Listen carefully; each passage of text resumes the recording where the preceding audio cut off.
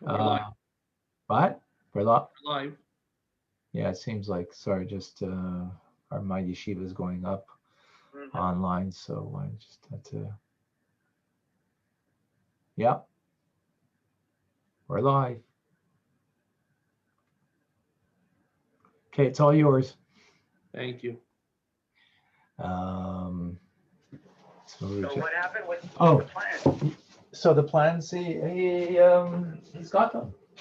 So now we can get quotations. Yeah. I sent you an email.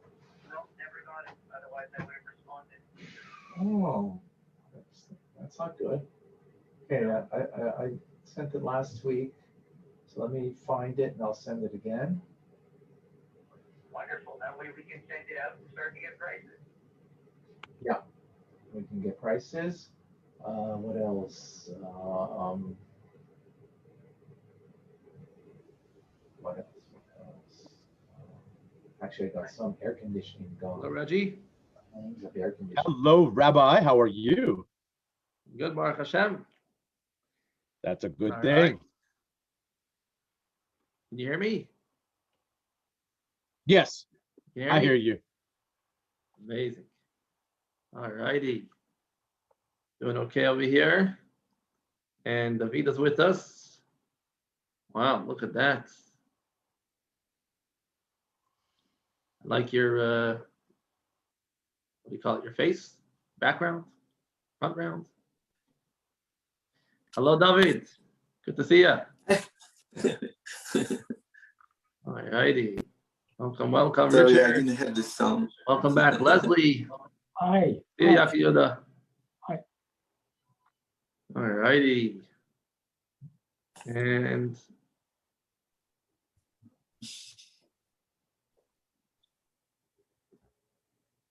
hello to Eugenia. Hello, everybody. Hello.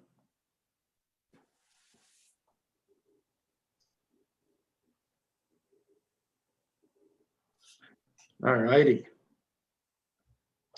Hello to everybody on Facebook.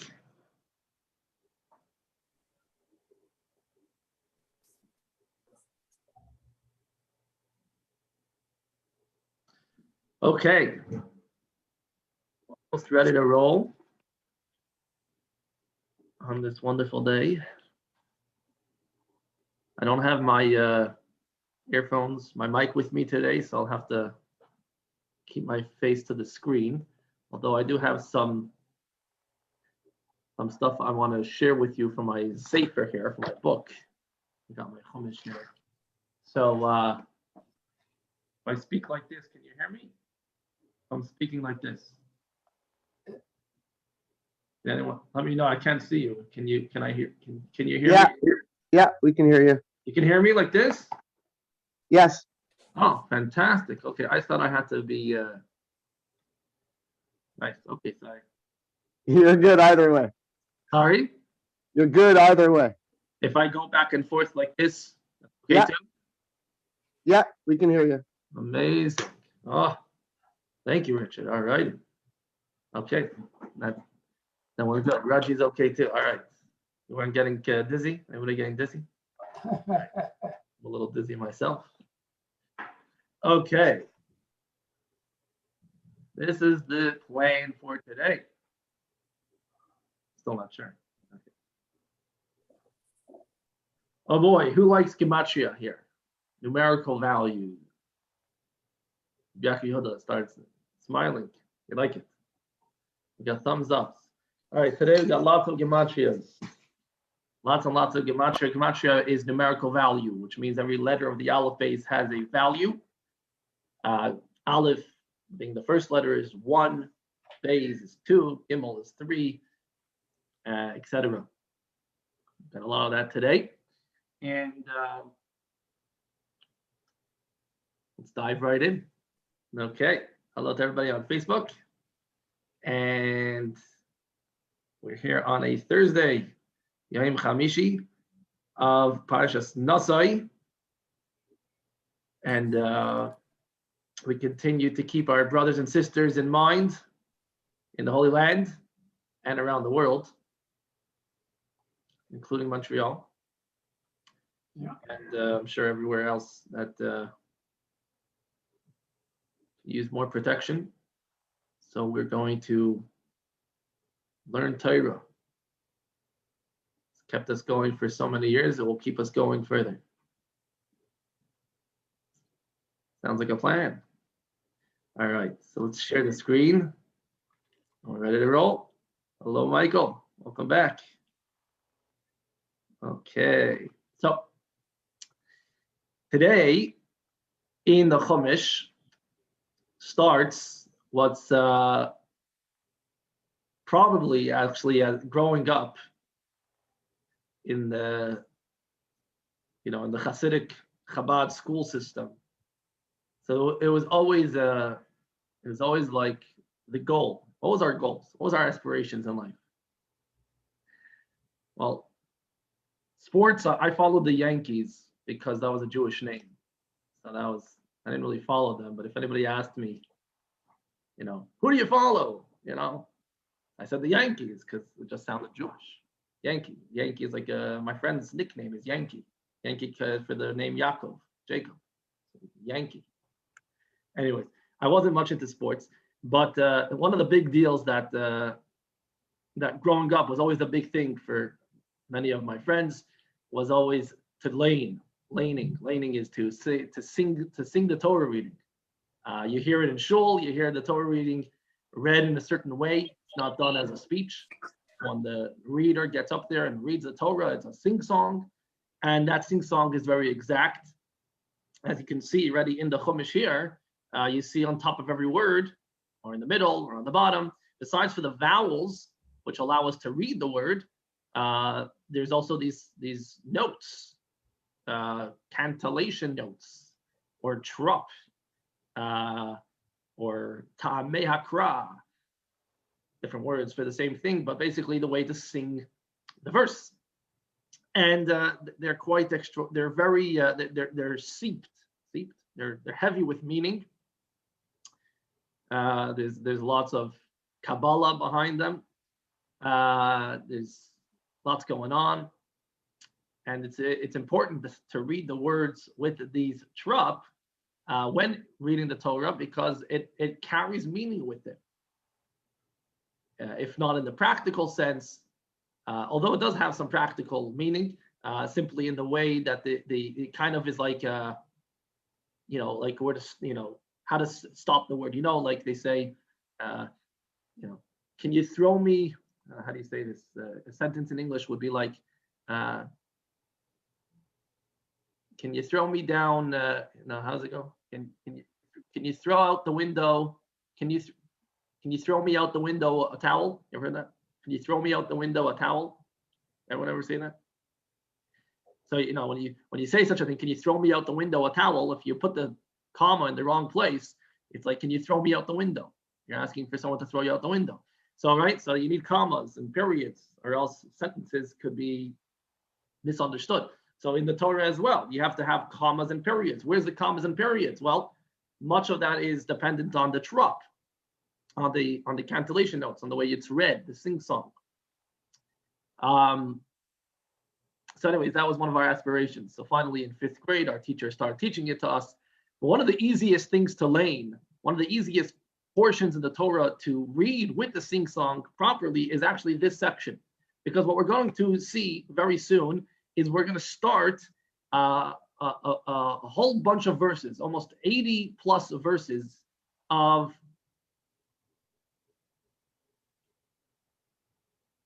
the same of repetition.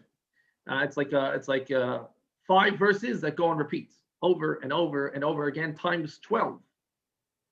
Why? Because we're talking about the 12 tribes, and we're talking about a certain sacrifice, and we'll explain that what they were doing exactly. We're going to talk about a gift or a donation that the 12 tribes brought, and each tribe brings the exact same donation. And in the Torah, each one is said on its own. So it's all in this section. I think it's between today and tomorrow's Aliyah, today and tomorrow's section of Parshas Nasi, and it's on repeat, and it's the same exact sing song. So if you go to shul enough, growing up, you hear the same sing song for the same verses.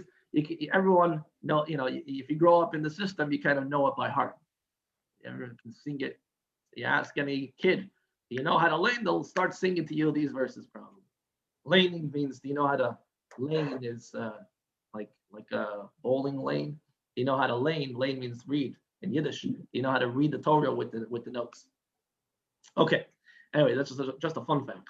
So this is a favorite of mine, a favorite section of mine. I even think, if I remember correctly, it was one of my first sections that I actually did lane. So when I turned 13, which is the necessary age to be able to do such a thing. So let's dive right into the verses. Let's dive right into the verses with the Rashis, and we'll get the context of where we are, what we're doing, and then we'll move into the repetitive verses, which we'll find out are not necessarily so repetitive and carry tremendous amount of numbers and numerical values and cool stuff. All in all, we're ready. All right, here goes. So this is, we're talking about which day? We're talking about the day that Moshe finishes Lahakim es HaMishkan, to set up the Mishkan. So we're talking about a day when the Mishkan is being put up, and it's the final day of it being put up. Now Rashi is going to explain to us what that means. That we've seen in the past, there were, when the Mishkan, when the tabernacle was ready to go. Oh, sorry. Seems like there are some people waiting still. I apologize. I thought everyone was in. All right. Guess now everyone is in. Hello, Tim. And Abigail, back. Fantastic. All right. Else is here. All right. There we can are. hear you. Okay. But we do hear you clearer whenever you have your gaming mic on. Just FYI. Well, 1 second. This is very important, Tim, because I actually was trying to figure that out before. Say it again. It sounds. If I'm aiming at the screen, you hear me clearer? Well, of course, yeah, but we could still hear you regardless. All right. God willing. Apparently, I guess you're in Texas, so in Montreal they could hear me better. I guess it's closer. Well, you're just always clearer with your mic, your gaming with my mic. Yes.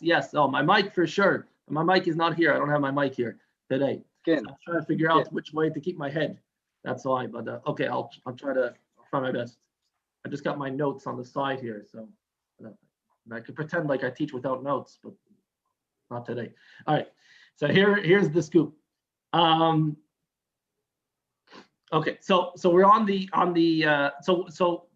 we've seen in the past that building the Mishkan, the Jewish people took a few months to collect the items. This is the winter months after the golden calf, after they received the second tablets. This is the year right after the Exodus, and those winter months they amassed all the wealth and all the materials needed to build the tabernacle. They put it together. And they're waiting for God's presence, for the Almighty's presence to rest within the tabernacle, kind of as a green light to go ahead and actually use it to function.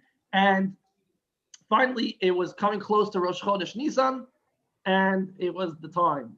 So they practiced for 7 days, the last 7 days of Adar, and they and every day Moshe would set up the tabernacle and take it down. Set it up and take it down until finally the final day that he did that, and he kind of left it standing for a while, is Rosh Chodesh Nisan, the 8th day, Yom HaShmini, the 8th day, which was a parsha we talked about in the past, and that was the day that it finally went up for good, not necessarily for good because it was taken down when they left that area. They were still at Mount Sinai at that time. They left that area just 2 months later, 2 months short, 10 days. So just about 7 weeks later, they moved. So actually, this is a good time for me to correct myself. I said something last week. I just wanted to correct myself.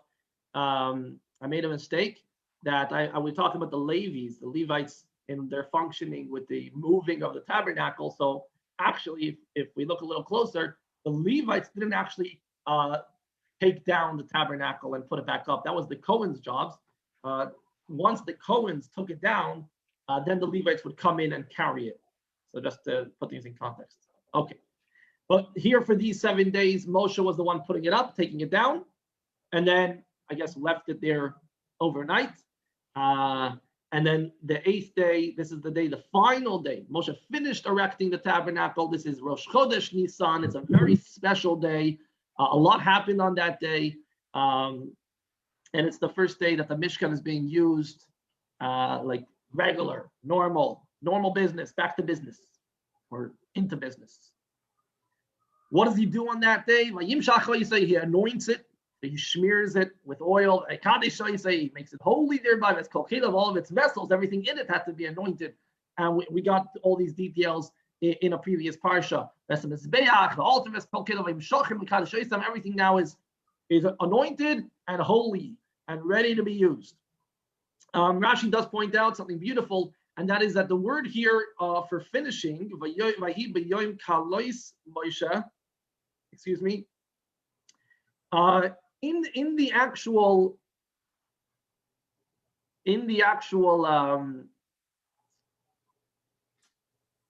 well, actually here it's kind of interesting. It has a whole backwards and forwards about the actual. If you look at the Torah scroll, you look at the actual Torah scroll, how will this word be spelled?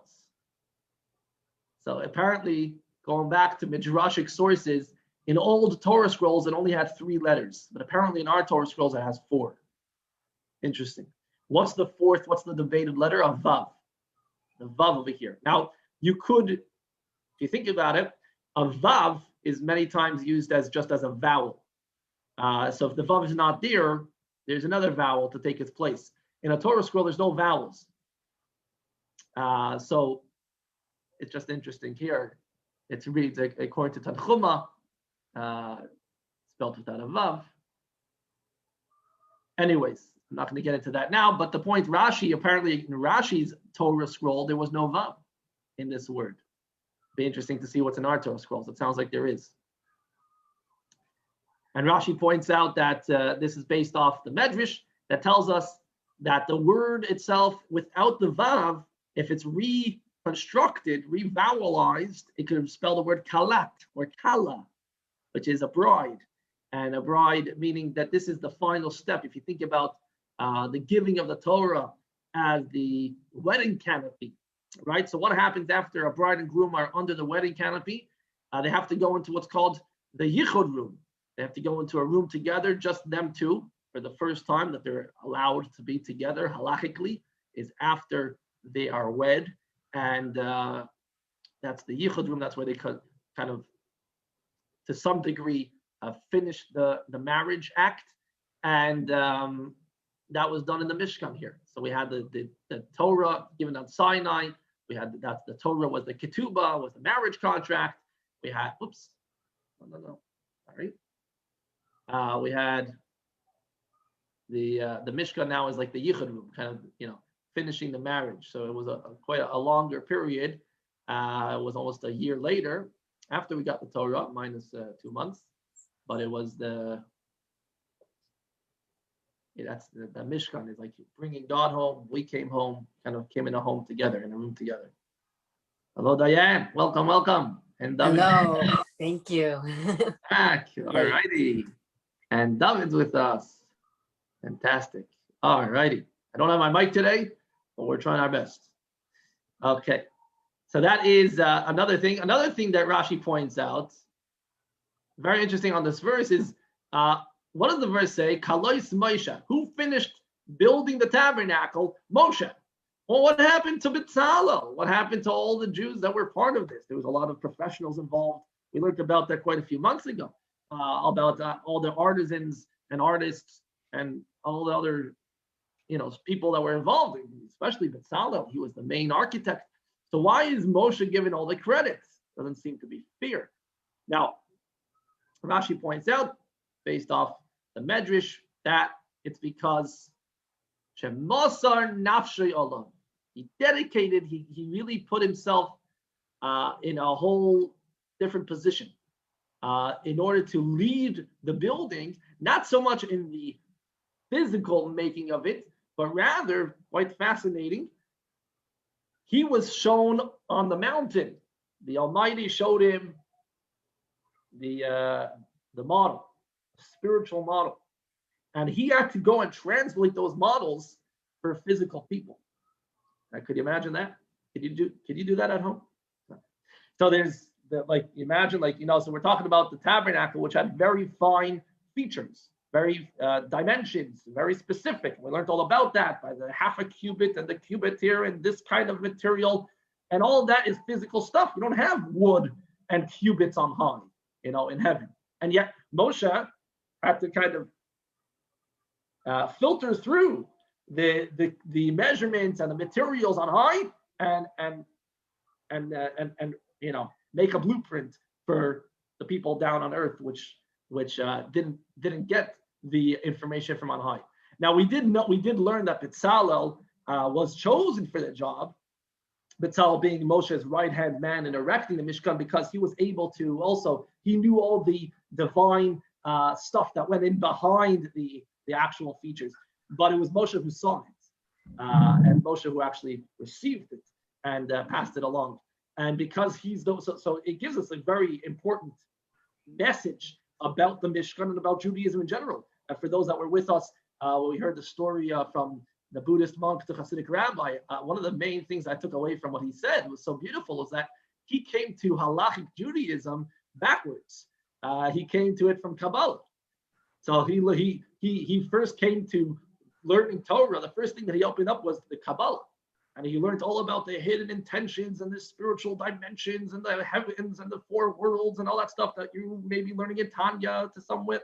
That the Tanya is based a lot on the Zohar stuff, on the Kabbalah. And he's learning all that.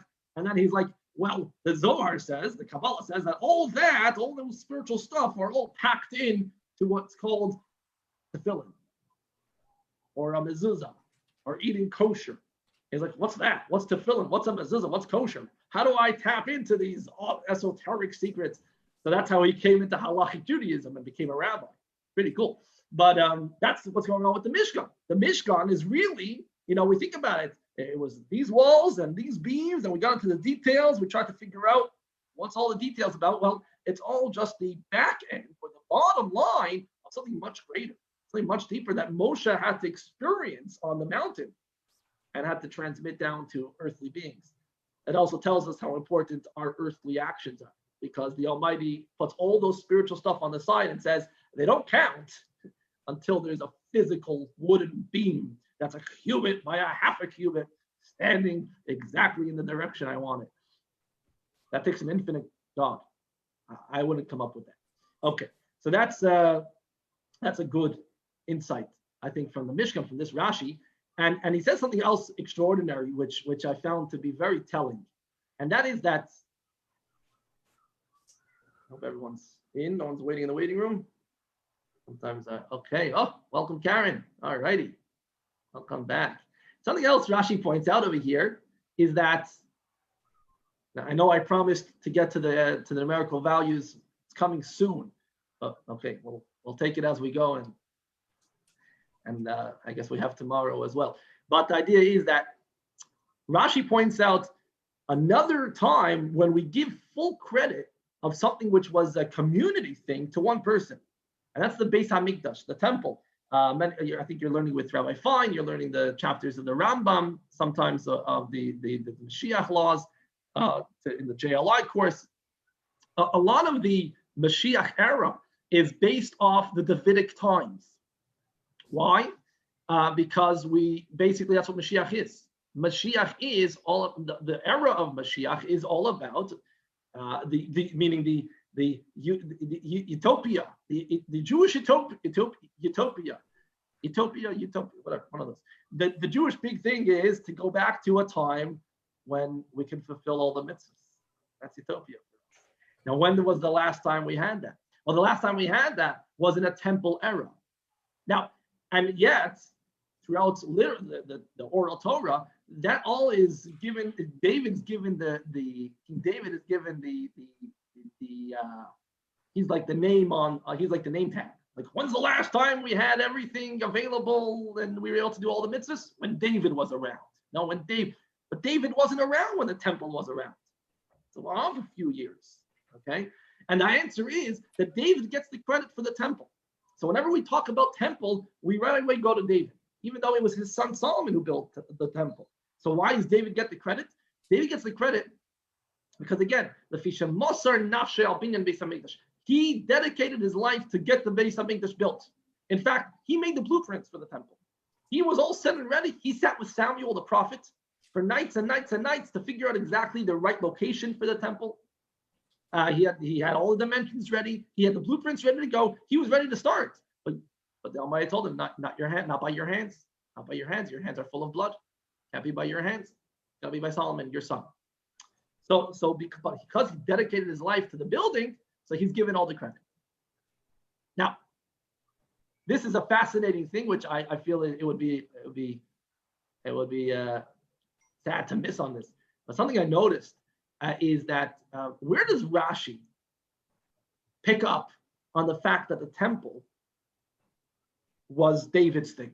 Where do we see that? We keep on saying, the temple is always who. If you want to put a, slap a face to the temple, we're talking about the first temple. Second temple was historically and Jewishly was a kind of a sad replica, but the first temple was really where the glory was all at. So the spiritual glory. The second temple happened to be more physically glorious, at least the second part. The second part of it, when Herod got involved, that was the last 150 years of it. It was up for about 400.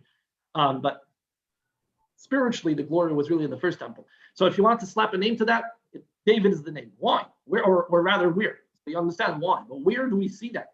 So there's different places. But the one Rashi points out is, Shenamar, the last line of the Rashi is, Re'ei Beischa David. It's from the book of Kings, Kings 1, chapter 12, verse 16. Okay, now if you look that up, you actually can look at this. This is almost like Sepharia. Press on that. Wow, look at that. Magic. You impressed by that? All right. So there it is. This is the book of Kings. Kings 1, chapter 12, verse 16.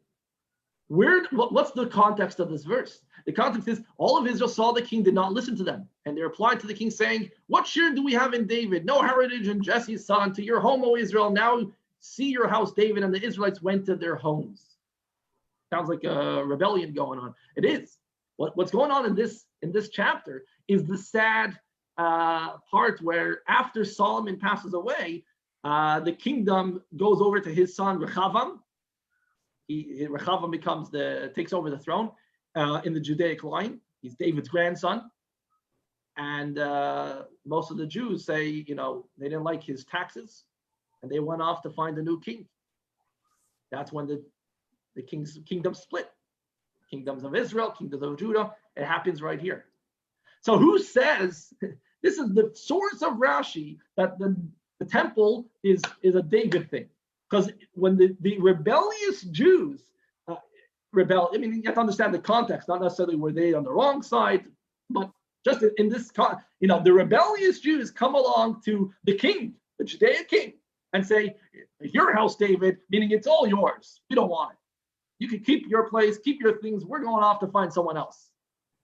That's the words. Re'ei Beischa David. This is the words from Rashi. What's fascinating to me, at least, is that what this tells us is that the book of Kings, all the books of the prophets, it's our history.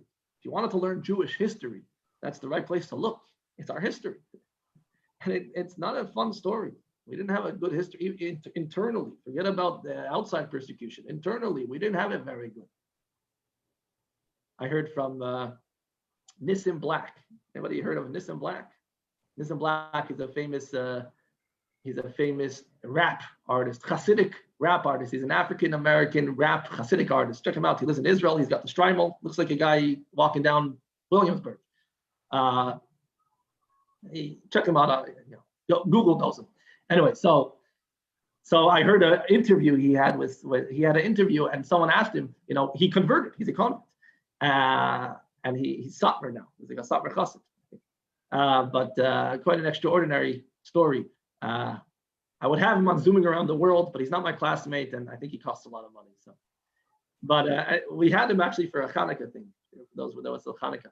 But he said one of the things that really talked to him about the Jewish story was the honesty of it. There's no glory in it. A lot of ups and downs. It's not very clean. That's our story. What it is. But the beautiful part over here is that in this story of where we have such an important part of Jewish of literature of the fact that the temple is Davidic and we learn Mashiach from that. It's from a story of our history, which is not. It's not by the prophets. The prophets didn't say this. These are not words of the prophets that said, "Your house is, it's your house, David." These are rebellious Jews who came along and said this line. And yet it's used for halachic ramifications. It's used part of our Torah, which tells us that if it's in the book of prophets, which this is, then it's not just our history. Our history is not just history. Our history, once it was put together by the prophets, it becomes part of the Torah. It gives a whole new dimension to something which otherwise we could just think is our history, and our history is, our history is recounted this way. Some people recount history that way, and everyone has their spin on history. But once the history is recorded in the Torah, in the Tanakh, in the book of the prophets, that means it was recorded by a prophet. Prophecy, which is one of the fundamental beliefs of Judaism, is that the Almighty has correspondence, has communication with human beings. This is what the Almighty wants in His book, in His Torah. Then this is not just one spin on history. This is the truth of Judaism. So I thought it was very, very telling. Okay, but let's go back to our parsha. So a little bit of a parentheses there. Okay, let's move along. Verse 2. Vayakrivu Nesiya Yisrael. So just to clarify, let me just clarify if I wasn't clear enough. Back to the prophets. The book of prophets, the whole Tanakh, was written by prophets. They're writing the stories that happened.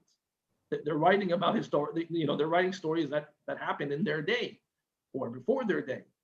So they're like historical, recorders. But now we see it's not just their historical. I mean, they're writing it as prophetic writings because the Almighty tells them recount this story, say it in these words. So it's as holy as the Torah. It is the Torah, by the fact that they wrote it with prophetic communication from the Almighty. Okay, let's move along. Vayakrivu Nesiya Yisrael. So on this first day of the tabernacle of the Mishkan, the leaders, each tribe has a leader, has a Nasi.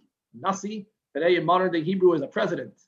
The Rabbi actually in 1956, I think it was, wrote to the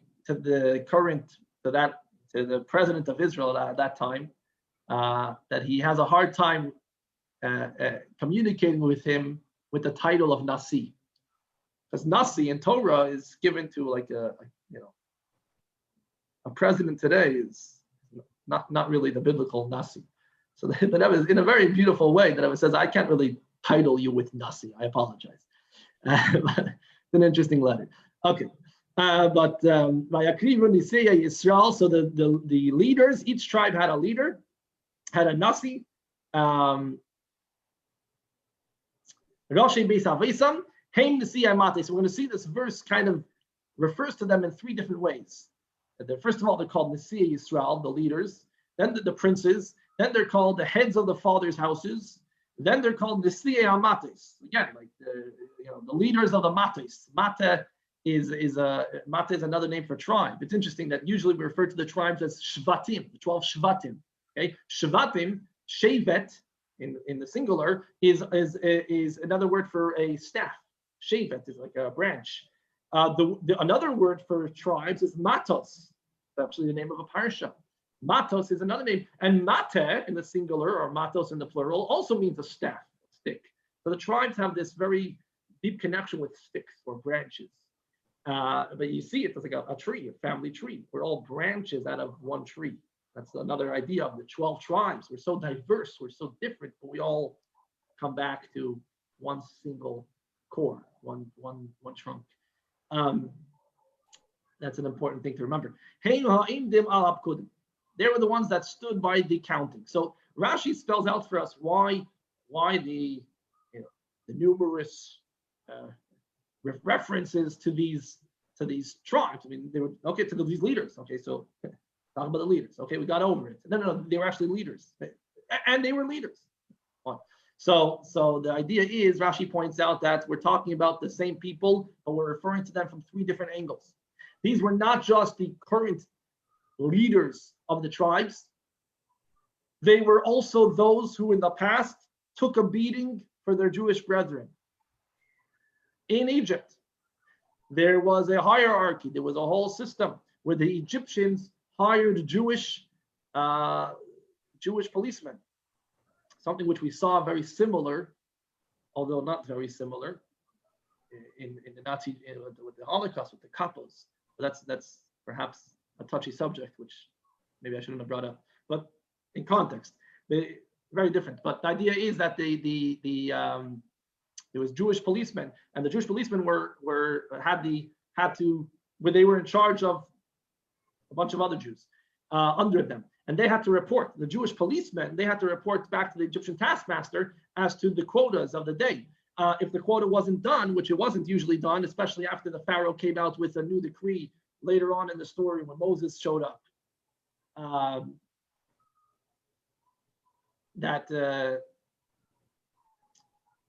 no more straw. Remember from the story of Exodus, from the no more straw, they had to get their own straw, so they had to collect their own straw. So at that time, they couldn't finish their quotas, and it was the Jewish policemen who reported back to the Egyptians saying, we can't finish, our guys under us can't finish the quota, and they were the ones that were tasked to force their Jewish brethren to finish the quota. If they didn't, they got the beating. And Almighty saw that, and He said, you took a beating for your brothers and sisters, you become the leaders. You become the leaders in the desert. That's what makes a leader. Someone who could take a beating for his brethren. We see that in Moshe also.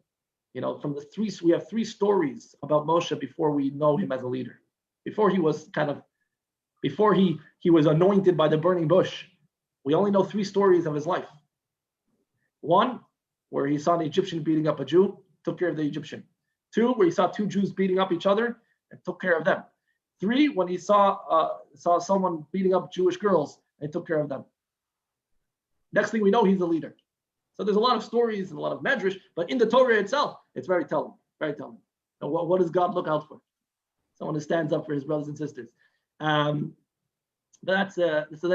the leaders. It's actually fascinating to know that Dasan and Aviram, the evil Dathan and Abiram, right, who were like so evil beyond. Okay, they're like the Satan themselves. But the Dasan and Aviram, they were also part of these policemen. And there's actually a commentary rooted in the Medrash that because Dasan and Aviram, if you look closely, I think I mentioned this back in the time when the sea split. When the sea split and the Jewish people walked through the sea, Dasan and Aviram weren't there. They didn't want to take part. They stayed behind in Egypt. Technically, how that worked out, not sure, but they were back in Egypt. And then when they heard the sea split, they figured, you know what? We'll go along with the Jews. We'll go along with our brothers. They came to the sea. The sea had already washed over the Egyptians. So the Almighty split the sea for them again. Well, they were liars. Sorry? Liar. Oh. Is there a question? So that's why you'll see in the story of the Exodus, the splitting of the sea is said twice. The commentaries explain the second time was for just two people, Dasan and Aviram. They got their own splitting with all the evil that they brought to the Jewish people before and after. They were worthy of getting a splitting for themselves simply because they took a beating for another Jew. That's very telling. So these are the leaders, the princes of the Jewish people, the princes of the tribes. They are Nesiya Amatis. We know them already. Kind of that's the verse is saying. These are the same guys. We know them. And they're also the ones that just recently they stood with Moshe and Aaron in counting the Jews. Just recently, we actually we talked about that in the beginning of last week's parsha. Okay, they were together with Moshe and Aaron counting the Jews. What are they going to bring? So here we're going to start listing how each leader in inaugurating the tabernacle, they bring a gift. They bring a donation. They're going to bring wagons. They're going to bring cattle. They're going to bring different sacrifices, animals to sacrifice. They're going to bring. So sorry. The wagons and the cattle are there to transport to the tabernacle. Then they're going to bring more animals to sacrifice on the altar. Then they're going to bring also flour and oil and wine for the other types of sacrifices, and it's going to list exactly how much and what. And that's where we get into numbers. Quite fascinating, which I guess we'll do tomorrow. Should have done it yesterday. All right, but that's what we're going to start getting into. So the first thing they bring is, verse 3 tells us, they bring three all together. This is like, first we talk about what they brought all together. Then we're going to start splitting them up and what each one brought individually. And again, the idea is they're here, they're excited, they're here to inaugurate the tabernacle. They want to bring donations. Actually, we're going to learn later, one of the leaders, actually the leader of the tribe of Yisachar, they had like a board meeting, a leader board meeting. And they got all together like, huddle, like, what should we do? So this tribe of Yisachar leader, we'll learn about him soon. He says, let's bring these gifts. I got that, I was thinking about it. I put it down on my notes, and here, and he shared the document with everybody, and everyone's like, hey, it's a grand idea. So everyone did the same. So these are the leaders inaugurating the tabernacle, and we're going to see later as well. Rashi points out that they jump at the first opportunity to do so because they have a history of being lazy. These leaders, they can get lazy. But the idea is that, again, I say leaders. I mean, the head of the tribe, the prince of the tribe. We found a few months earlier when it came to the actual collecting the materials and collecting the stuff needed for the building of the tabernacle. Talking about right after they got the second pair of tablets, right after Yom Kippur, Sukkot time, which is now we're Rosh Chodesh Nisan, or 6 months later. So 6 months ago, in that year, 2448. 2449 already. From creation. So the idea is that all the Jews were bringing on mass gold, silver, copper material, red material, purple material, goat skin, and the leaders, they said, let the Jews bring what they can, and we'll bring at the end whatever's left missing. And it turned out that nothing was missing, so they missed the boat. And it's just interesting how the Rebbe actually brings out over there that, of course, they weren't lazy. You don't just hit a leader with being lazy, just like that. You can't take that for granted. We're talking about princes of the Jewish people. They weren't just wait, but they had a method. They believed that it's better, to put the people before them, give the people the opportunity, but they still were wrong, because when it comes to a mitzvah, if you have a part in it, you don't leave it for someone else. Even if you're trying to make them worthy, you got to take a part in it also. So they had nothing to bring. So in the end, they found something to bring. They brought a few gems, but they felt badly. So 6 months later, when it came time to the actual tabernacle being put up, they figured we're going to jump on the first opportunity to bring a gift, to bring donations, to bring sacrifices, to bring the stuff that's needed, and they did so. That's why they're here first. And okay, 12:43 already. So so this is the first thing they bring collectively as all 12 leaders together. You would imagine, what would they bring together as 12 rich princes of Israel? You think they bring some kind of cushioned chair? I don't know. What would you bring if you were part of this group? The first thing they bring is 6 wagons, 6 covered wagons. We're going to find out the 6 covered wagons were needed to transport the stuff. But 1 second. They're rich people. There's 12 of them put together here. They got good minds. They're interested. They're motivated. They want to bring gifts. No one's telling them to do this. This is voluntary. So we need wagons to transport the tabernacle. Now that the tabernacle is in motion, it's going to be needed. It's going to be transported soon. So you need wagons to transport it. Only 6 wagons. Couldn't they, be a little bit more? So the Rebbe takes this to a whole new level. I actually listened to this. You can listen to the Farbrengens of the Rebbe. You can listen to on tape. So you hear the idea is how much was actually needed. Only 6 wagons. If you count every measure, every space based off of what was being transported, and based on how much space was needed, you only needed 6 wagons. There's no such thing as an extra. There's no such thing as extra in God's world. Everything needs to be for a purpose. And they brought that out in this fact that all 12 together, they only bring 6 wagons, because that's all that was needed. You have more stuff to volunteer, find a purpose for it. But just to get more wagons, just to look grand and big, but you're having a lot of extra space without a purpose, That's not by divine plan. Anyway, so the divine plan is that everything is exact, everything has a purpose, and if it doesn't, then find something else to do. That's a beautiful lesson that we can take from this gift. Okay, we didn't get to the actual numerical value and stuff, but we'll do that tomorrow, please God, with all the numbers and cool stuff that come along with all these different stuff that they bring. Thank you so much for joining me here today, and we'll see you tomorrow, please God. Thank you. Thank you, Rabbi. Thank you, Rabbi. Thank you, Very Rabbi. welcome. Very welcome. All the best. Thank you, Rabbi Mendy. You're very welcome. I'll take a look at the chat, and if there's any questions, I'll reply to them later. Please God. Hello, everybody. Hi. Ooh. Good Oh, Rabbi. afternoon. How's everybody? It's very warm here in Montreal. It's actually getting too warm. Yes. Right. Yeah. Extreme weathers we have here. But Baruch Hashem. It's all good. And 3 guesses what we're having in Calgary. No, you're not. Yes. No way. Blowing as we speak. Oh my gosh. Can we see a picture? That's crazy. No way. Snow? It's snowing in Nevada as well, my daughter said. Wow. All right. Crazy. God sends us exactly what we need, right? So that's what we learned in today's Tanya class. It's animating every moment, so it's giving us what we need in that moment. All right, let us.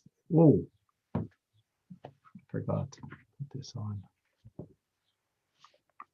Totally forgot. Give me a moment, please.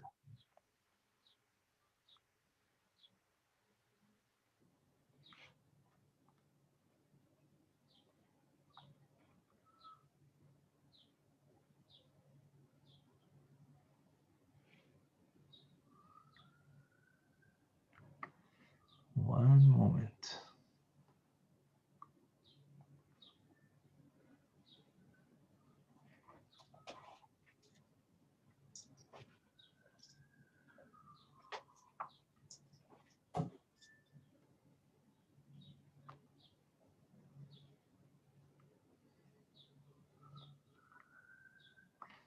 All righty.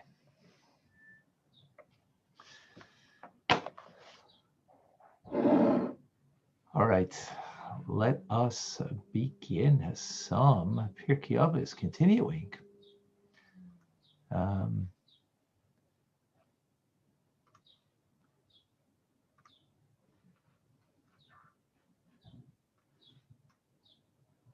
There we go. Everybody see it?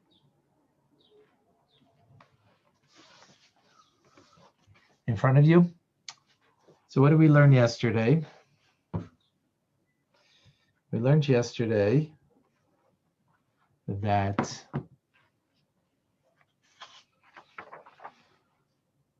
Hillel says that if you, whatever you're running after in life, in the end, you're not going to truly achieve. So you're running after getting a name for yourself, you're going to lose your name. There might be, pockets of time where you're going to feel that you're on top of the world, but ultimately, it's not going to work out. That being said, even if you are going to want to achieve a self-aggrandizement, and that we're talking about here in the context of serving God, not in the context of another area. Nonetheless, don't let that hold you back. Add, don't decrease in what you're doing. So ultimately, the good in it will have an effect on you, bring you back. And if you don't teach, ultimately, as we explained yesterday, like the Dead Sea only takes and doesn't give, that itself is the definition of death. Right? So that's what Hill says yesterday. And if you remember the teaching before that, he said that we should be students of Aaron, the high priest, who loved peace, pursued peace, loved people who were just the value of being creations of God, nothing more. No value really to them, but he loved them nonetheless, and then bring them close to Torah. That's what we learned previously. Let's go to Mishnah 14 now. Okay, so famous Mishnah, famous saying, he would also say, if I am in Hebrew, it's actually sounds, it's a nice, more, it's rhyming in Hebrew. What's the rhyme?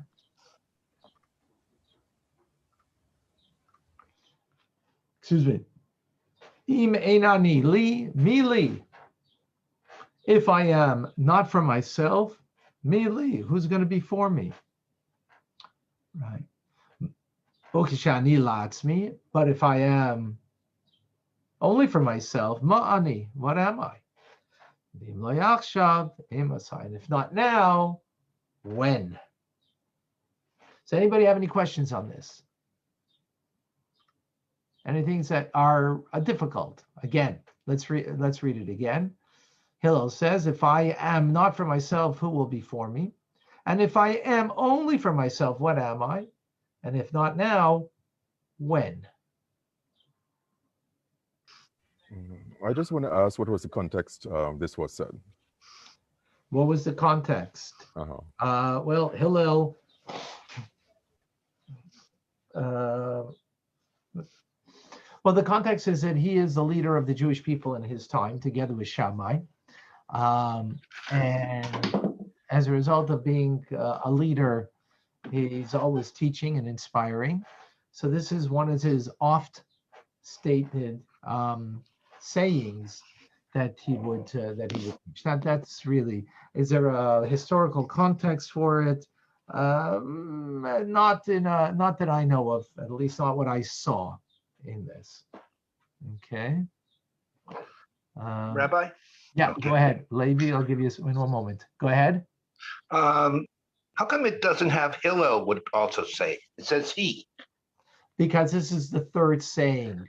Let's go back a moment. This is Mishnah 14.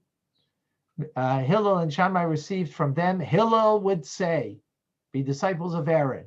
Then 13, he would also say. Okay. Now here he would also say. So we already have Hillel mentioned, right? Okay. All right. Okay.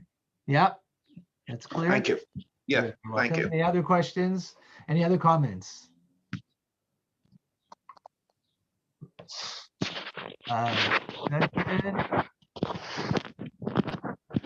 Levi. Oops. Go ahead, Levi. Are you on a specific mission right now? I've just joined the room. Oh yes, we're on. I'm sorry, we're on Zoom and on Clubhouse and on Facebook. So yeah, we're on a Mishnah number 14 that Hillel would say, if I'm not for me, for myself, who is for me? If I'm only for myself, what am I? And if not now, when? Famous saying from Hillel. Im einani li mi li ukishani la'atzmi mani im achshav emasai. That's the famous saying from Hillel. So we're just trying to gather some questions over here. So I think we could see that there's a commonality between the first two statements. If I am not for myself, who is for me? But on the contrary, if I'm only for myself, then what am I? So we can see a parallel over there. What's the third thing? If not now, when? What is that? How does that fit in? What is the meaning behind that question? Just going to come up with some questions right now. Any other questions that you might have? Now, this seems to be maybe a pretty simple statement in a sense. Is there something deeper over here? Because remember that we mentioned that Pirkei Avos, these ethical teachings, are not meant to be the letter of the law, but beyond the letter of the law. So what is the message over here that would be beyond the letter of the law? And what does it mean exactly if I'm not for myself? In what area are we talking about? If I'm not for myself, and what? Who is for me? If I'm not for myself in making a livelihood, if I'm not for myself in study of Torah, if I'm not for myself in taking care and grooming myself, is it all of the above? Is it one thing? Is it all these things? What is it exactly? Is the question. So let's look at some of the commentators that are over here. So the Maharal, the famous Maharal from Prague, so he says that for myself, that is speaking about self perfection.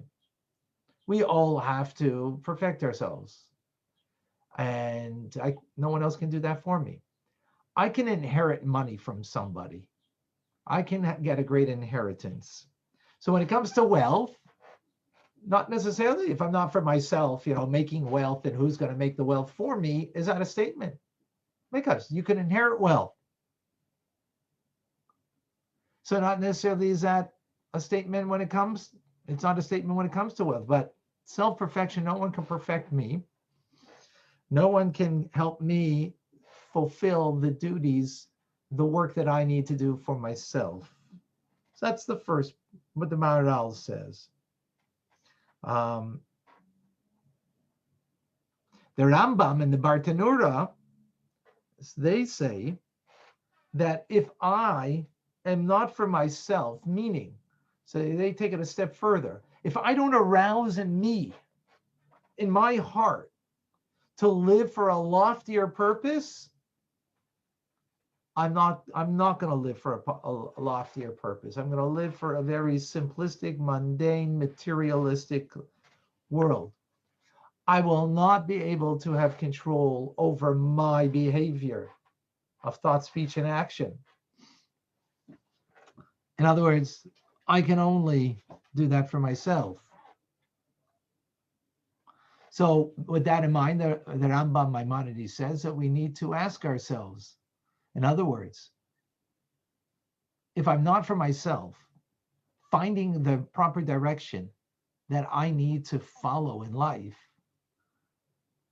then I won't be able to contribute anything to this world.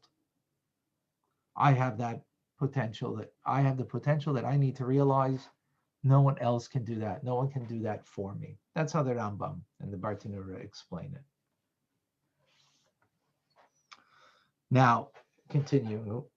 Rabbi, I have a question here. Go ahead, Denny. Is that the first phrase are you referring to? If I am not for myself, who is for me? Right. In other words, so according to the Maharal, that means the personal perfection a person needs to strive for. You can't inherit that. You can inherit wealth, but you can't inherit personal perfection. You need to work on it yourself. The Rambam says that we need to also arouse in our heart to aspire to a loftier living. It's interesting. We live in a world today, and many parents, unfortunately, they live vicariously through their children. They don't have a life. You know what their life is? They're driving their kids here and they're driving their kids there. They have this after school activity. They have this thing that they are engaged in, and so on and so forth. What are you giving your kids? You're a balagola. A balagola is a wagon driver. That's what you are. That's what you're giving your kids? A wagon driver? That makes sense? To run for your kids to do that? Now, not to suggest that you shouldn't run for your kids to do things, but that's not what you're here to give your kids. What you're here to give your kids is making yourself better. Well, how do you do that? Because your kids should look up to you and say, I want to be like mommy and daddy, a wagon driver. No, that they just take me wherever I want to go. No, I want to be like mommy and daddy because they got a life. They got a meaningful life. You know why? Because they've worked on themselves. They've worked to perfect themselves. They've worked to arouse in their hearts that they should have mastery over their behavior. And that's the first statement that Hillel is saying. If I am not for myself, who will be for me? In other words, don't be there for your kids first. Don't run for your kids. No, let them run after you, figuratively speaking, in the sense that they see in you something that they want to aspire to be. And that's why that's the first statement. You need to live a life. If that I am not for myself, who will be for me? I'll be for my kids. My kids will be for me. I'm going to live vicarious through my kids, going to their hockey game, driving them there, watching them, rooting them on. What do you mean? It means like parent doesn't have a life.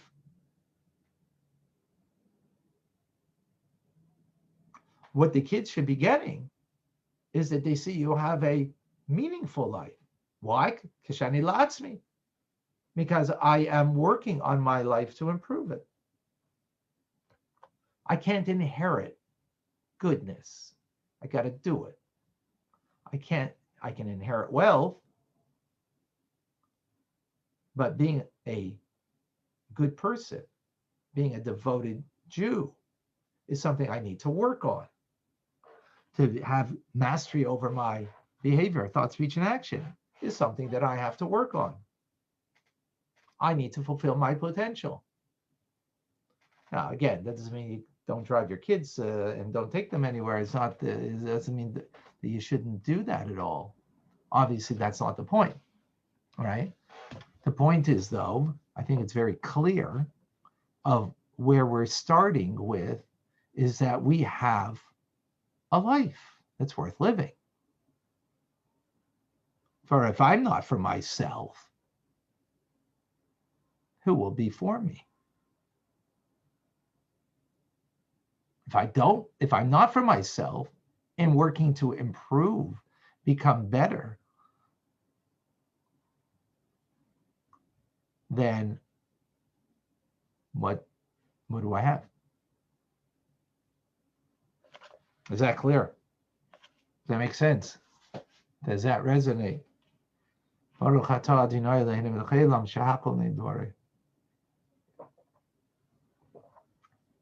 It's a powerful idea, and especially in our generation now, where people, parents are so driven, literally driven, to drive their kids nuts.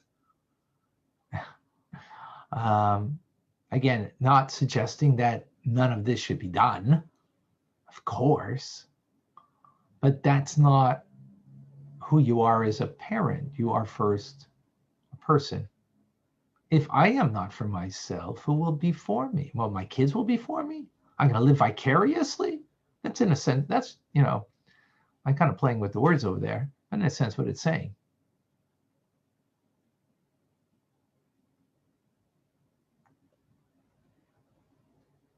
Now, so you might say, and think about it for a moment, hey, why do we have another statement here? In other words, hey, isn't that sufficient? Think about it for a moment, folks.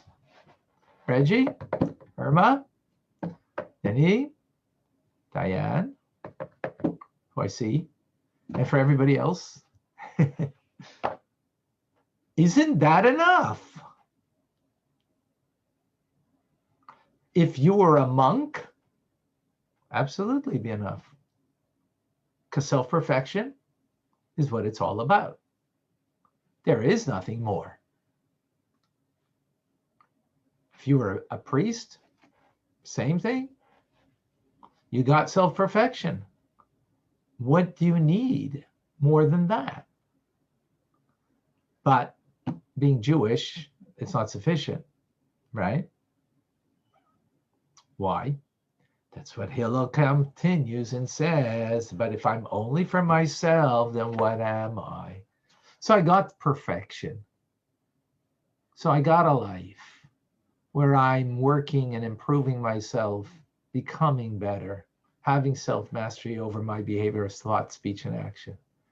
But if I just stop there, might as well, don't convert to another religion, because if you're Jewish, you can't anyways, but in a sense, you have taken upon yourself another religion. That's what they suggest. But Hillel's coming to no. Remember, Hillel died in the year 8, so he was around the time of some other unmentionable people. All right. So what is Hillel saying? No. If you got something, share it. You have to think of others. Can't just care about my own welfare, in other words, my own growth, but the growth of others. Because what am I worth then?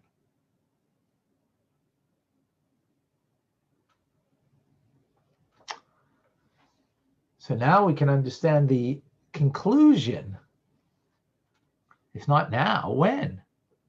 In other words, if it's about me, having complete ownership of my life, if I'm not for myself, who will be, right? And if I'm not concerned for the welfare of others, these values are something that I need to work on yesterday. Or if not now, when? Or in another term, some of the commentators say, the Rambam says that we got to work on this in our youth. Not when you're a parent, not when you are older in age, because then you're set in your ways, and that is more difficult to attain. But idealistically, it should be in your youth.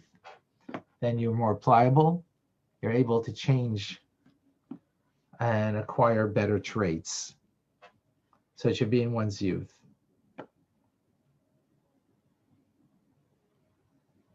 That's what the Rambam says.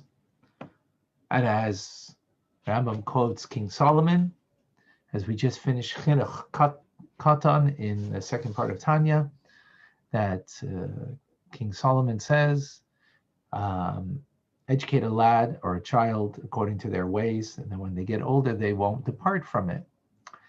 So the Alter Rebbe gave a very mystical explanation in Tanya, the two types of love, that the tzaddik attains a higher level of love, but yet when at certain times in life, there's always a movement of falling in order that you can have a greater increase. You go back in order that you can pole vault higher in life. So sometimes you fall back on your youthful love, which was a meditative love rather than a love of delights. That's how the Alter Rebbe explained, if you recall, in Tanya. But here the Rambam explains in King Solomon, educate according to their way, because their way is pliable. Their way is a way that can infiltrate and penetrate and can be pliable the mind and the heart of the individual, that it will really make a difference and change their traits. And therefore, when they grow older, they won't grow out of it, because when you grow older, the bones are more brittle. It's harder to make it pliable and to change the trait, right? That's what the Rambam explains here in this Mishnah, that saying of King Solomon. Chaim. So a powerful teaching that, I got to be honest with you, it just came to me in teaching it, We're going to learn later in Tanya the idea of speech, that speech is not doesn't come from intelligence. It comes from primordial intelligence, from chachma, and it's developmental, as they call it today in the modern lingo. And so what happens through speech, we develop ideas in the act of speaking, because it touches into a deeper place where the capacity of speech comes from, and therefore it develops the ideas. So this idea just shared with you, and tying it in with helicopter moms of the day, and that's, to be fair and equal, is a it's a word, a thought that came to me, and how important that this is, that in a sense that we need to first live for ourselves and the things that we need to improve, because no one's going to improve those things for me. Excuse me. But that being said, we can't stop there. That's not the Jewish way of just, having self-improvement and being, a healthy, better person. Liba or Davida, I don't know if you had, did I see your hand up before? Yes, it was me, Rabbi. Sorry. Oh, go ahead, Davida. I'm sorry. I saw it, and then I got lost in my talk. That's all right. I got lost with it too. I was so enthralled in what you were saying, I forgot my question. Or maybe better yet, the question was answered. It always is. Okay. Okay, if it comes back, just unmute yourself. I'm sorry, I saw your hand up, and just because I was in the middle of the thought, I was going to come back to it, and then I realized, then I looking, hey, there's no hand up. There's now only thumbs up. All right, wonderful. So any questions on that? So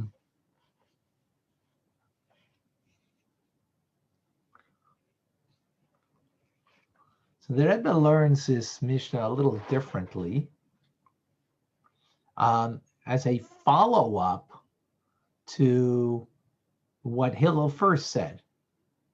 As I think it was Shaul that asked, what's going on over here? How come there's this is like a no name, no brand saying?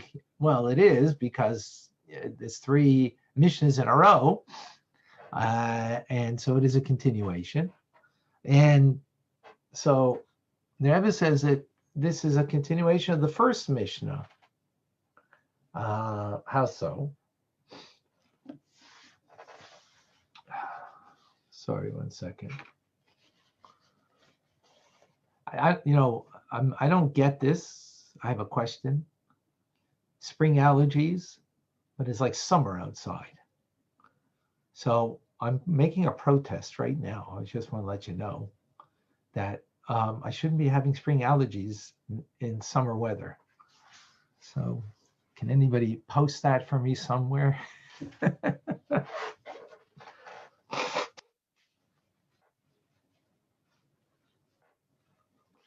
I hope no one said objection overruled. It seems like someone said that somewhere. I don't know who did that. L'chaim, l'chaim. Okay. So how's it a follow-up? So if I am not for myself, who will be for me?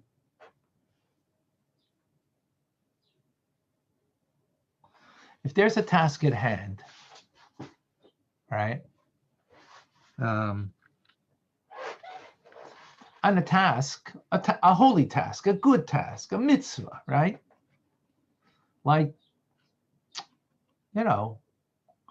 Shuas just came in. There was a task of making sure that everybody should come to shul to hear the 10 Commandments, for example. That was a task. All right.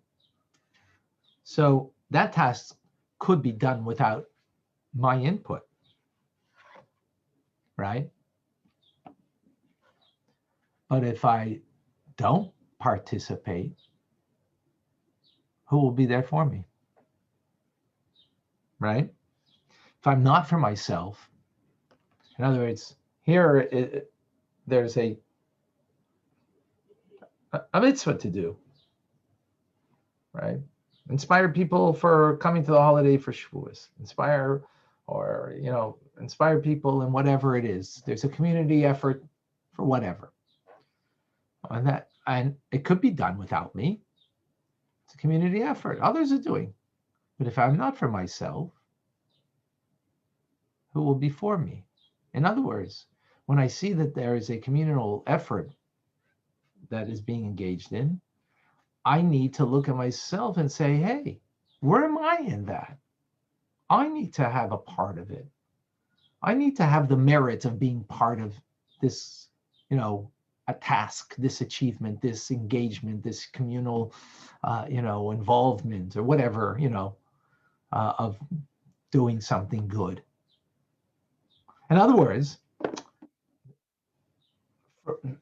and here what the Rabbi is saying is interesting. Is remember I asked the question earlier that this is called milsa de chasidusa. This is something beyond the letter of the law.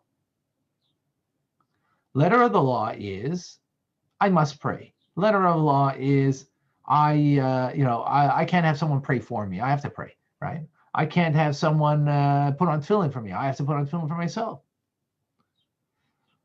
But there are things that not necessarily I have to do, like a community involvement of some sorts, or a campaign that is going on, like I said, like Shavuos, for example, right? That there's a campaign to inspire people, encourage people to come to shul.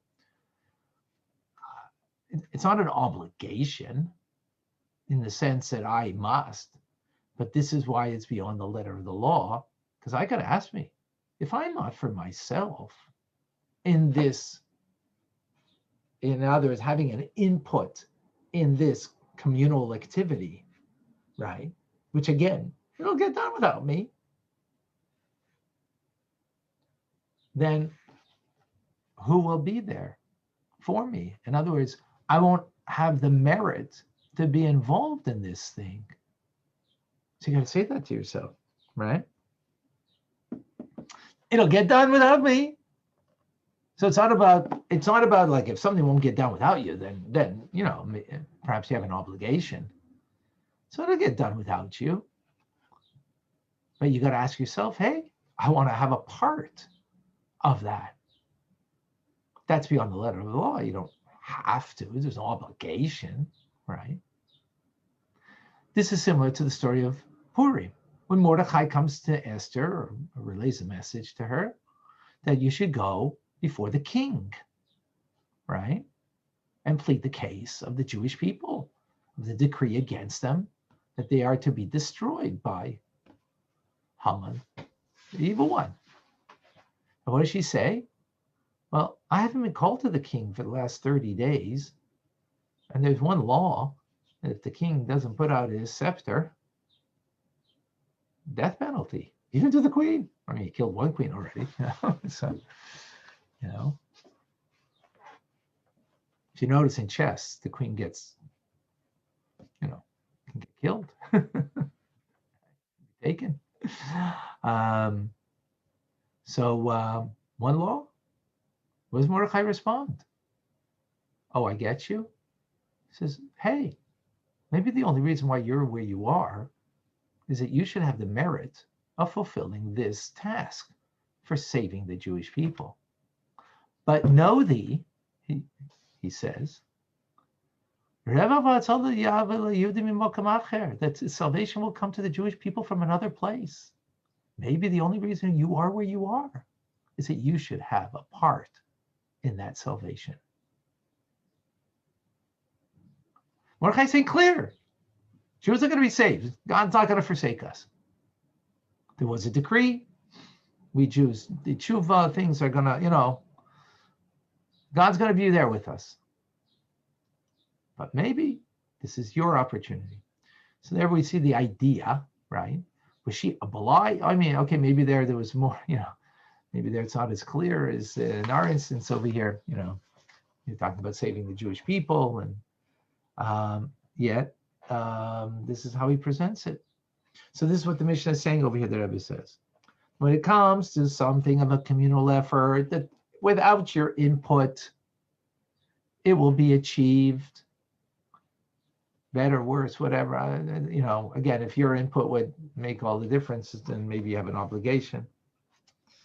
But if I'm not for myself, in other words, I'm not thinking about myself in this circumstance to attach myself, engage in the communal effort, then I won't have that merit, right?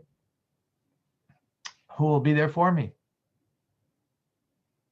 But if I'm only for myself, what am I? Meaning, while I must maintain a sense of personal responsibility, right? In other words, that if I'm only for myself, in other words, only for me and my merit, right? And just coming in such a manner, then what am I? In other words, since there's a common goal that we're trying to achieve over here, don't just come in for the merit, so to speak, that you should have your merit, but you should be part of that common goal, and you should consult and be part of the others and work together in consultation and then work with them. Because if there's a common thing that's going on, and for me to have a part of it, that I should have some kind of merit of this, so then you might think, okay, I'll just do my thing. Says, no. If you're only for yourself, then what are you? In other words, don't get engaged in the common good in a way that it's about just merely you having a portion of the common good and doing good and having a merit by being involved in the communal good. No. If you're only for yourself in that manner, then what are you? In other words, be a part, consult with the others, engage with the others in order that you can achieve the common goal. That's beyond the letter of the law.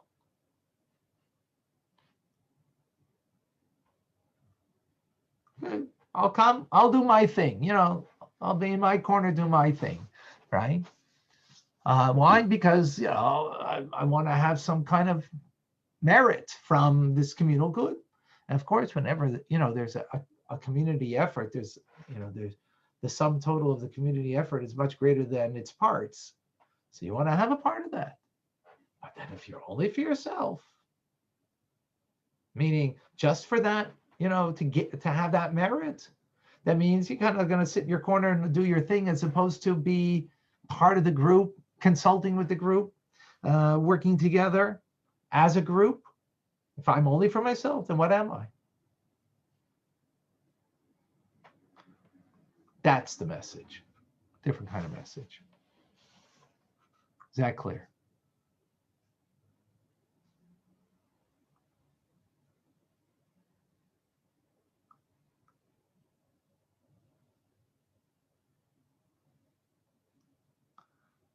Another message over here. Yeah, are we good? Hi. So Hillel's message can also be seen as a message to a leader. Sammy. Sorry, let me. Yes, Sammy. Please share with us. Hello, I was the only one in the room, so I felt that for the common good, I needed to react to you because I didn't want you to be alone. Absolutely. So I'm here. I'm listening intently, and yeah, I'm joining in. So I'm listening intently. I'll let you carry on, Rabbi. Thank you. Thank you. All right. Isn't it? If you change one person's life, you change a whole nation or something along those lines anyway. Yes, well, that's the idea. If you save a soul, you're saving an entire universe. Exactly. And saving a soul doesn't have to be merely physically. It could be spiritually. Exactly. Yeah, well said. Yeah. So well, yeah, I'm here. Okay, thank you. All right, wonderful. Okay, so that was the second message that we have here from what Hillel said. Then there's another message that could be seen that's being said to leaders. if I'm not for myself, in other words, to teach the people yourself, if I'm not for myself, in other words, me, myself being the teacher with total devotion like Moses was, right? In other words, if I'm not for myself as a teacher, in other words, in universities, what do professors have? They have a TA, right? A teaching assistant. A leader likes to delegate things. And the truth is, we need to delegate.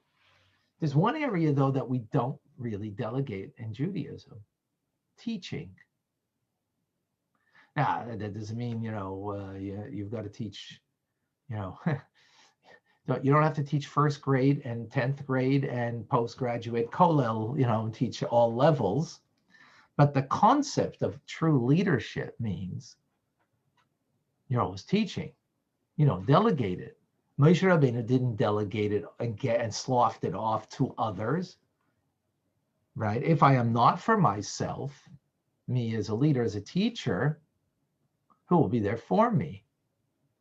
Don't give it to the TA, right? You got to teach. Again, sometimes you can't do all the teachings, right? But if I'm only for myself, what am I?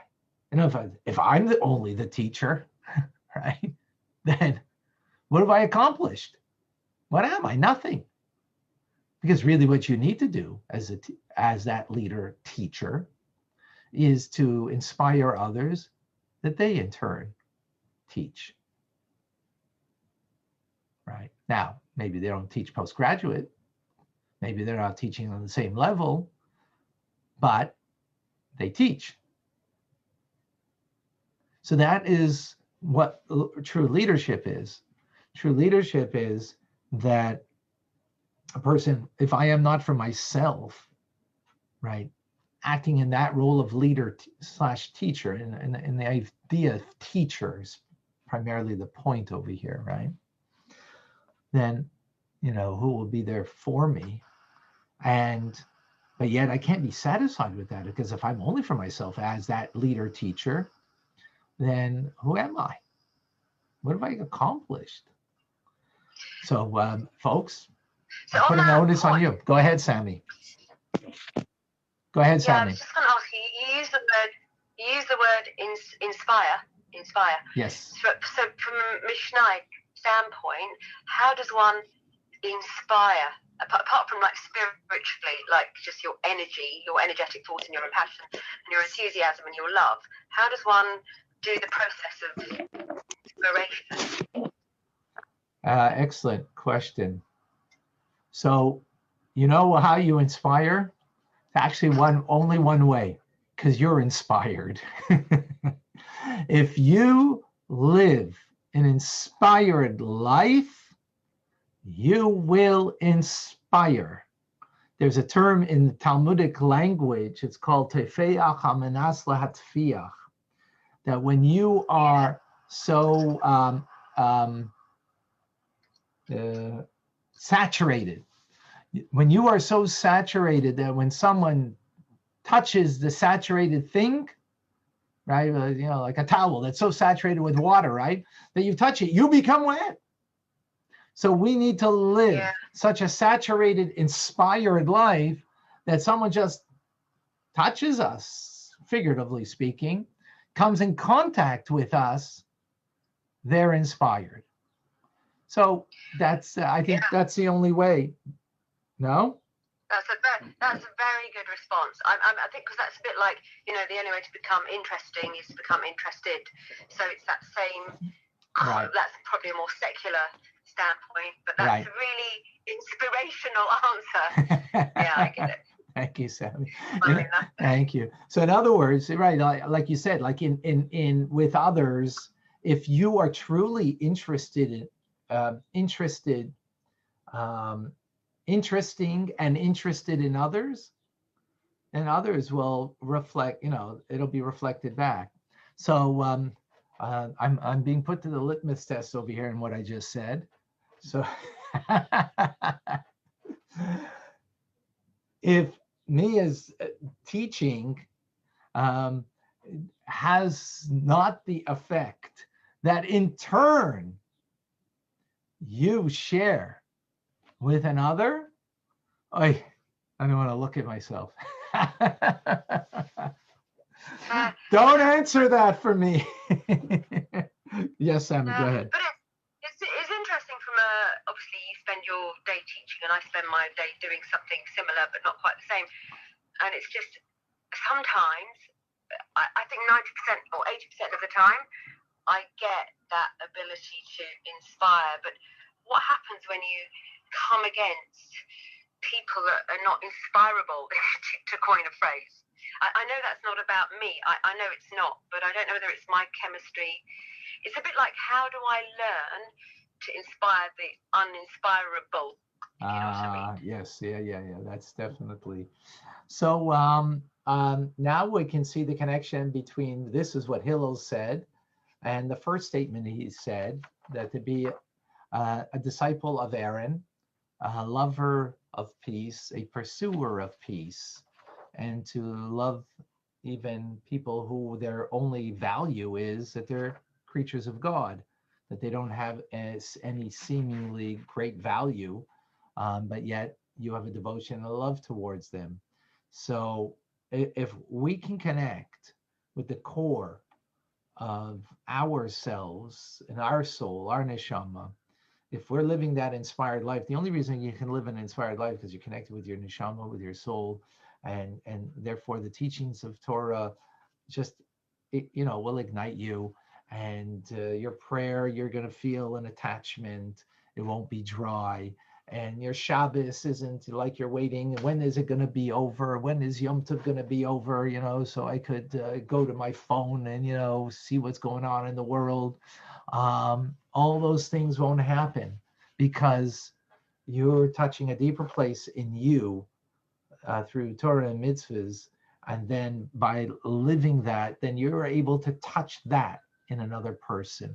So that ties in with the first statement of Hillel, that we should be students of Aaron, who are lovers of peace, right? And lovers of peace meaning that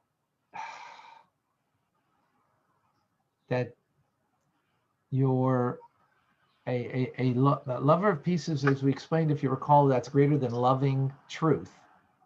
You should love truth, but loving peace is even greater because that touches a deeper place inside of us. And therefore, we will be able to, see in the person who merely doesn't have seeming great value, but you give value to them because of that deeper place of their soul. Does that make sense, Sammy? So is that more of a kind of acceptance, and that I accept that this person might not get it, but I love them all the same? Is it along those lines? First of all, before you even inspire them, you accept them. If it's only in inspiring them and getting through to them, do you kind of appreciate them, then that itself is the cause of the problem. In other words, once you get it, you're amazing. But you didn't get it? What's wrong? Something wrong with you. Yeah. So that kind of attitude, that kind of attitude, right, is exactly what Hillel is saying. Don't be like, right? I love that person by the mere fact that they don't get it. You still love them. That's just that they exist. By the mere fact that they by the mere fact that they have a divine soul, and you're connected with them by virtue of the sharing of a commonality of soul. Yeah, exactly. And when do we have a go ahead. Sorry, on that note, do we have a greater obligation to love a Jew more than we do, or is it just anyone and anything? Is there a deeper obligation, or is there a more meaningful, more fulfilling obligation to have that with a Jew than there is with another? Right. So the mitzvah of love, to love a fellow, called a fellow Jew as yourself, because if you love yourself because you're Jewish, not because you're a good Jew, because you're a Jew, period, because you have a Jewish soul. So then you will love another Jew who has the same soul in commonality with you. When it comes to a non-Jew, we can't have the same bond of love because you don't love yourself. The love is not because you're a human. The love is not because you're human. The love is because you're Jewish. That's why you love. I love myself not because I'm human. Sometimes I don't act so human. I love myself because I am Jewish. That's what I love of myself. Now, for a non-Jew, they are created in the image of God, and therefore we have to have great respect towards them. And there's a commonality, of course, in the fact of being created in the image of God, which means that just as God is one and unique, every human being is one and unique, and that we have to respect that, and we're obliged to help every human being to fulfill their uniqueness in their service of God, in their divine service. We have that obligation. But when it comes to a fellow Jew, the obligation, it's sort of a deeper idea of the sense of, this is my identity, this is who I am. So, and by virtue of loving who I am, I will ipso facto love another who has the same common soul as me. All right, folks, I'm going to have to call it quits for today because I have another obligation that I just realized. Wow, this is amazing. You get so engaged in it that you forget. Pleasure. Thank you for joining us. All the best. Thank you. Thank you, Rabbi. Thank you, folks. And Thank you. got clarity. Everybody's clear on everything. Herschel? Very good. I have a question. Go ahead, Herschel. I gotta scram. I gotta go. Okay. Bye. Me too. Bye. Herschel, go ahead. I just got a minute. I realized. I missed lesson 3 yesterday. Is there a recorded version of it? We sent you the link. So I can hear it still? And watch it. Hear it and watch it. Last night. I didn't see the link last night. Today. We sent it this Okay, very good. Thank you. You're very welcome. All right, folks. I hope everybody enjoyed. Thank you, Rabbi. God bless. Thank you. Thank you. Bye, Gesund. Have a wonderful day. Bye, Gesund.